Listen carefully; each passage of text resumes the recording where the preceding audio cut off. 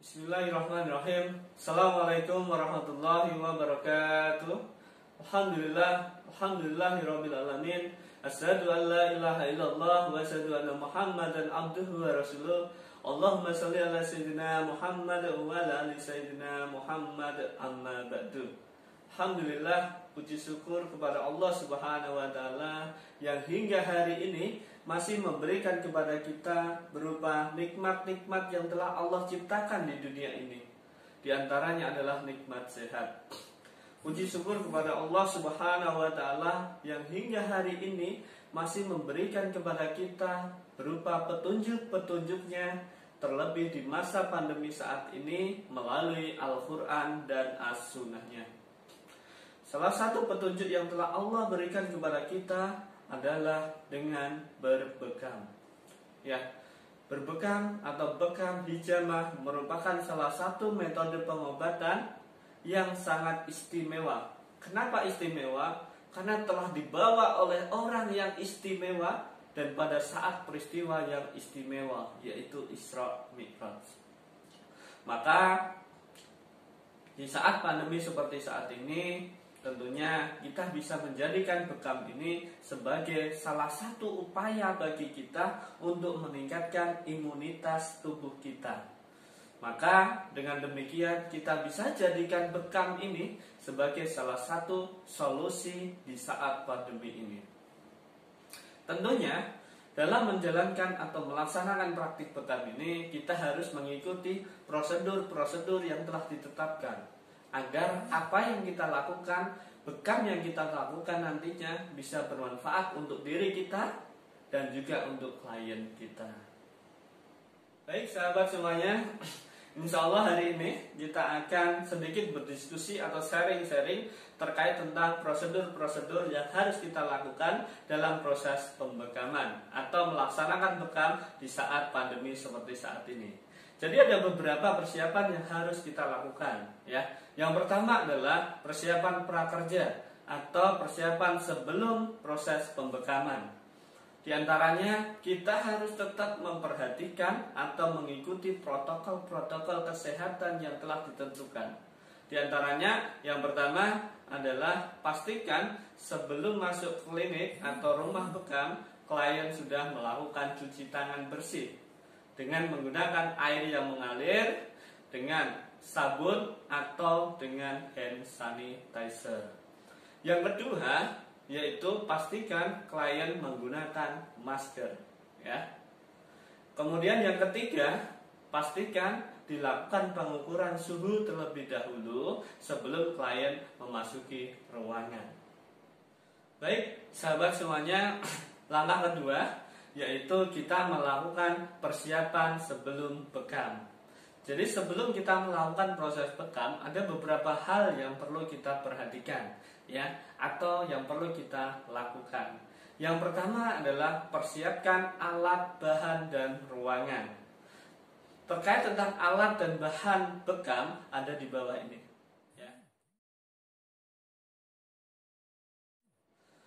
Kemudian yang kedua yaitu persiapan ruangan. Pastikan ruangan yang akan kita gunakan untuk bekam atau rumah bekam yang kita gunakan nantinya terbebas dari polusi, yang pertama. Kemudian yang kedua, pastikan tempatnya nyaman. Kemudian yang ketiga, pastikan sirkulasi udara itu berjalan dengan baik, terlebih di saat masa pandemi seperti saat ini. Jadi setidaknya di dalam ruangan itu harus ada sirkulasi udara yang baik, misal adanya ventilasi. Kemudian yang ketiga yaitu persiapan klien. Dalam melakukan persiapan klien ini, pastikan kita telah melakukan pengkajian secara menyeluruh atau secara holistik kepada klien kita, meliputi aspek fisik, aspek nafs, dan juga aspek ruh. Misalnya, di dalam aspek fisik, kita melakukan pengkajian fisik atau pemeriksaan fisik, yaitu diantaranya melakukan pemeriksaan tanda-tanda vital, yaitu tekanan darah, kemudian nadi, suhu, respirasi rate atau pernafasan. Nah, beberapa hal itu perlu kita lakukan sebelum kita melakukan tindakan bekam. Kemudian dilanjutkan dengan pengkajian, ya, pengkajian secara holistik. Kita bertanya kepada klien, diskusi, pengkajian apa yang dirasakan, apa yang dikeluhkan, dan sebagainya. Seperti yang di dalam form atau format pengajian yang telah Bapak Ibu atau sahabat semua tetapkan. Kemudian setelah melakukan pengajian, maka kita akan melakukan perumusan diagnosis. Jadi setelah klien kita lakukan pengajian, kita akan melakukan diagnosis. Diagnosisnya apa yang tepat untuk klien ini? Setelah mendapatkan diagnosis, barulah kita mendapatkan intervensi atau perencanaan intervensi menggunakan berapa titik bekam dan juga titik bekam di area mana saja. Dengan demikian, insya Allah proses pembekaman nantinya akan berjalan dengan baik dan bermanfaat untuk klien kita. Kemudian yang keempat, yaitu persiapkan diri kita, ya. Dalam hal ini penting bagi kita untuk mempersiapkan diri kita sebagai seorang terapis, persiapan dengan sebaik-baiknya persiapan. Yang perlu kita lakukan adalah persiapan hati, misal. Pastikan hati kita yakin, iman kita meyakini betul bahwa bekam ini adalah pengobatan terbaik yang telah Allah tetapkan melalui as-sunnah, yaitu yang dibawa oleh Rasulullah. Maka kita meyakini betul. Dan pastikan kita juga meyakini bahwa kesembuhan itu hanya datang dari Allah. Bekam tidak menyembuhkan, bekam hanyalah perantara, dan yang menyembuhkan adalah Allah. Wa idza maritu fahuwa yasfin. Itulah yang harus kita tancapkan di dalam dada kita sebagai seorang terapis. Baik, untuk selanjutnya persiapan yang harus kita lakukan adalah persiapkan perlindungan diri untuk diri kita sebagai seorang terapis, yaitu dengan persiapan menggunakan doa-doa pelindung diri dan juga alat pelindung diri. Dan pastikan betul sebelum melakukan bekam, pastikan kita selalu menjaga wudhu kita, sehingga wudhu ini nantinya bisa sebagai pelindung diri kita juga. Selanjutnya kita lafalkanlah doa-doa pelindung diri. Karena kita tahu bersama bahwa sahabat semua, bekam ini merupakan proses yang berhubungan dengan darah. Jangan sampai apa yang ada di darah nantinya, darah lain bergejolak, misal bangsa lainnya atau makhluk Allah lainnya yaitu jin. Jangan sampai jin itu justru malah menyakiti kita sebagai seorang terapis. Maka perlulah kita melafalkan doa-doa pelindung diri. Seperti apa doanya? Yaitu seperti yang telah diajarkan oleh Rasulullah, yaitu diantaranya bisa menggunakan ta'awud, a'udzu bikalimatillahi tammati min syarri ma khalaq, atau a'udzu bikalimatillahi tammati min kulli syaitani wal hamad wa min kulli ainil amad, atau dengan doa-doa lainnya sebagai benteng pertahanan diri kita. Baik, yang kedua adalah persiapan alat pelindung diri. Apa saja alat pelindung diri? Ada beberapa alat pelindung diri yang wajib kita gunakan, terlebih di saat pandemi seperti saat ini. Yang pertama adalah masker, ya. Kita gunakan masker, wajib itu. Kemudian yang kedua adalah kacamata atau Google, ya, atau bisa juga menggunakan face shield, ya. Kemudian yang ketiga adalah kita menggunakan sarung tangan atau handscoon, itu wajib juga. Kemudian yang keempat kita gunakan hair cap atau peci. Kemudian yang kelima kita gunakan apron atau celemek, ya, untuk melindungi tubuh kita. Kemudian yang keenam kita gunakan baju seorang terapis, ya. Nah, sehingga ketika setelah kita melakukan bekam, maka kita buang semua alat-alat pelindung diri yang telah kita gunakan. Misal masker langsung kita buang, handscoon kita buang. Untuk baju tidak perlu dibuang, tetapi dicuci saja. Baik, setelah semua persiapan telah kita lakukan, maka selanjutnya kita persiapkan klien kita untuk memasuki ruang terapi, ya. Bisa kita persilahkan untuk duduk dan kita gunakan semua APD yang telah kita persiapkan tadi.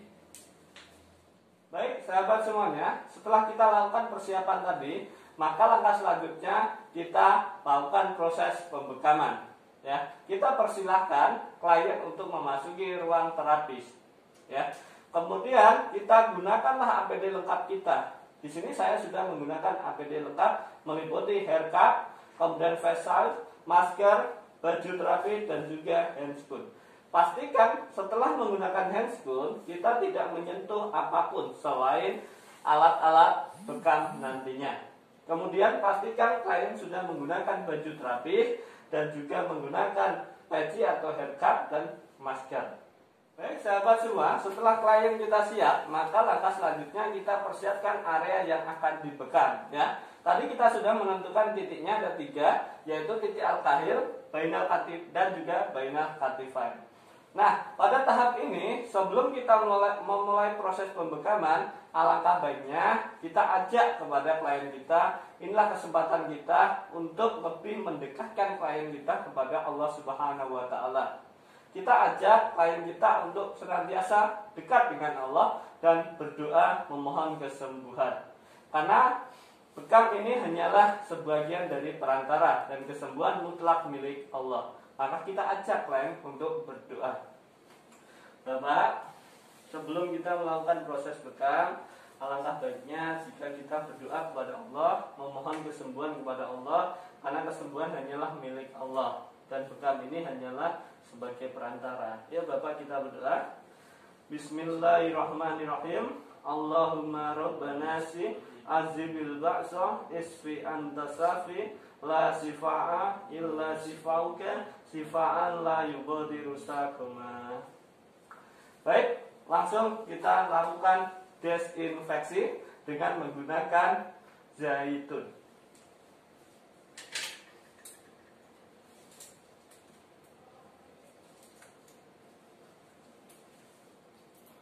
Di area yang akan kita lakukan pembekaman dengan cara mengusap dengan kasa steril secara melingkar, ya.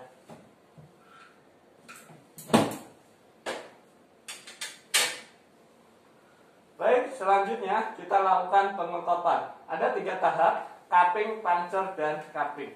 Pengekopan pertama dilakukan, kemudian setelah itu puncture atau penusukan, dan selanjutnya pengekopan kembali untuk mengeluarkan CPS-nya atau causative pathological substansi. Nah, caranya kita lakukan penyedotan dengan bertahap atau secara lemah lembut, ya, tidak langsung secara tiba-tiba, set gitu, tetapi perlahan. 1, 2. Kita berikan 2 sedotan terlebih dahulu. Selanjutnya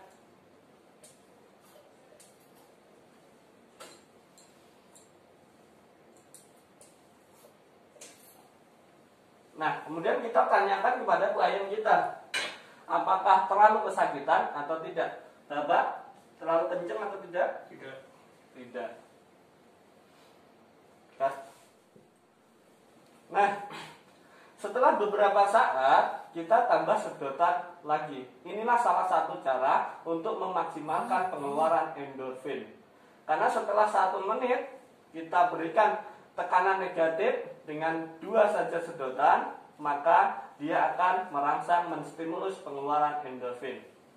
Kita tambah lagi sedotannya. 1.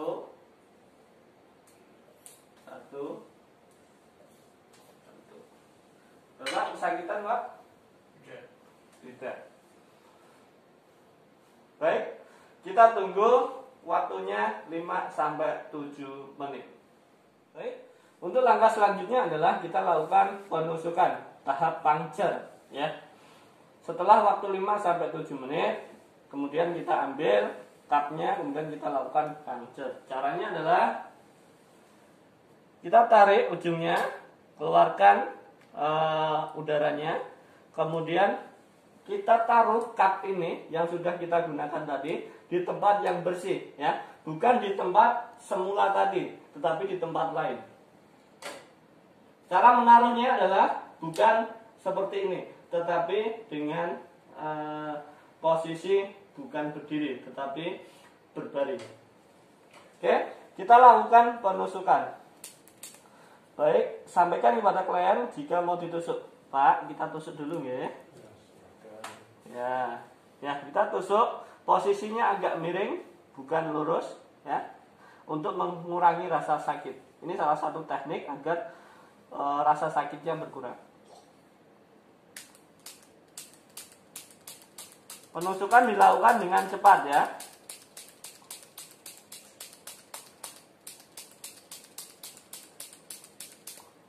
Oke, setelah itu ambil dan lakukan pengekopan kembali. Untuk penyedot kita juga taruh di tempat seperti semula, bukan di tempat sembarangan. Oke, selanjutnya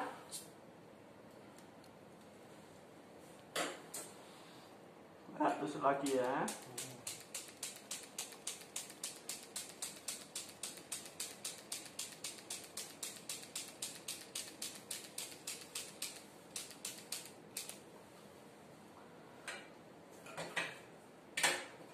Baik, teman-teman bisa lihat di sini ketika saya tusuk belum keluar darahnya.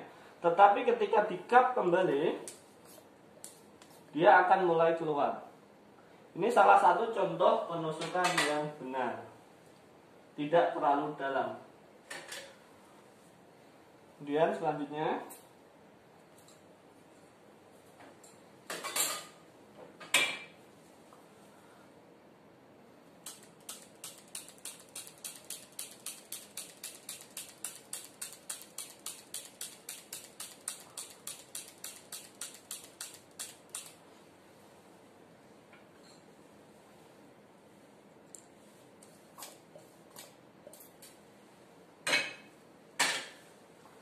nah, dalam hal ini kita tunggu waktu sekitar 7 menit, maksimal 7 menit ya. Kemudian ketika darahnya banyak keluar atau CPS-nya banyak keluar, nanti sampai setengah cup kita lakukan teknik pembersihan terlebih dahulu. Baik, untuk selanjutnya sahabat semua, langkah selanjutnya setelah 7 menit maka kita lakukan evakuasi darah atau pembersihan darah. Menggunakan apa? Menggunakan kasa steril ya. Karena yang boleh mengenai kulit klien setelah dibekam adalah kasa steril, bukan tisu.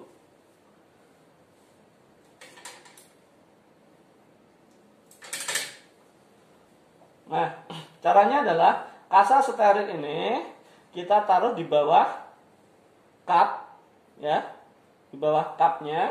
Kemudian di cup ini kita posisikan, ditarik atasnya, kita keluarkan anginnya perlahan, jangan langsung ditarik, diangkat, tetapi kita tarik atau buka seperti gerakan menyendok. Nah, kita sapu. Nah, bekas bekamnya tadi. Kemudian kita buanglah darahnya di tempat sampah yang telah kita tentukan tadi, siapkan tadi. Nah, untuk membersihkan cupnya ini bisa menggunakan tisu. Tetapi untuk membersihkan area kulitnya tidak boleh menggunakan tisu. Pastikan bersih, terbebas dari darah.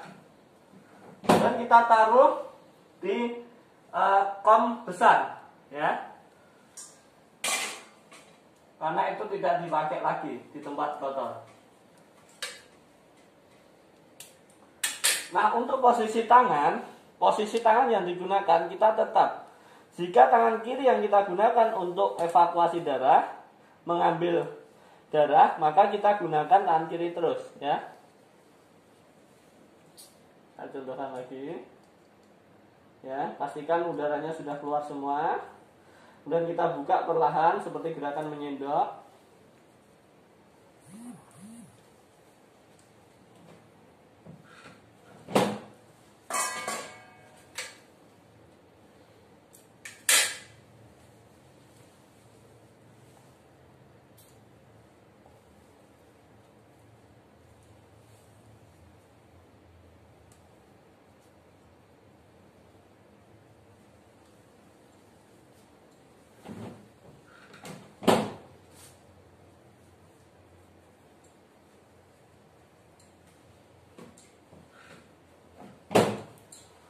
pastikan handscoon kita masih bersih, terbebas dari darah. Baik, untuk langkah selanjutnya setelah kita lakukan evakuasi, maka selanjutnya kita berikan minyak zaitun pada area bekas bekam tadi. Tujuannya apa? Untuk mempercepat proses penyembuhan luka tusuk bekam tadi.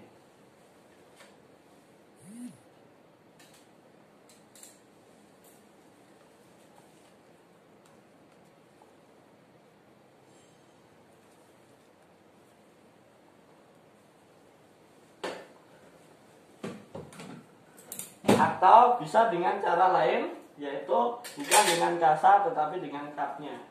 Saya contohkan menggunakan cup ya. Kayak gini. Agar lebih meresap.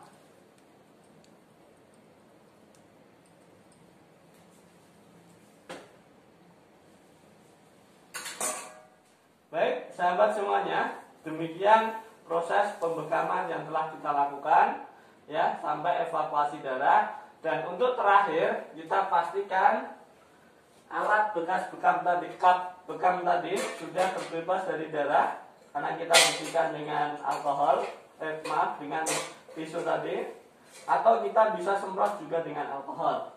Untuk selanjutnya, kita tadi sudah mempersiapkan yaitu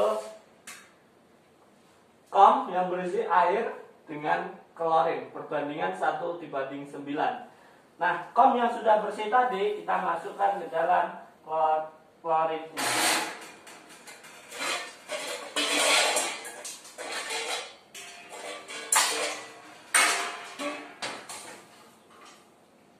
Baik, dengan demikian proses pembekaman kita sudah selesai. Kita kondisikan klien kita untuk kembali ke ruang terapi. Sebelum kita sarankan klien untuk berdiri, kita tanya kondisi dari klien terlebih dahulu. Bapak, gimana Pak? Bapak? Gimana? Alhamdulillah, bapaknya saking enaknya ketiduran. Ya. Baik, demikian sahabat semua terkait tentang proses pembekaman.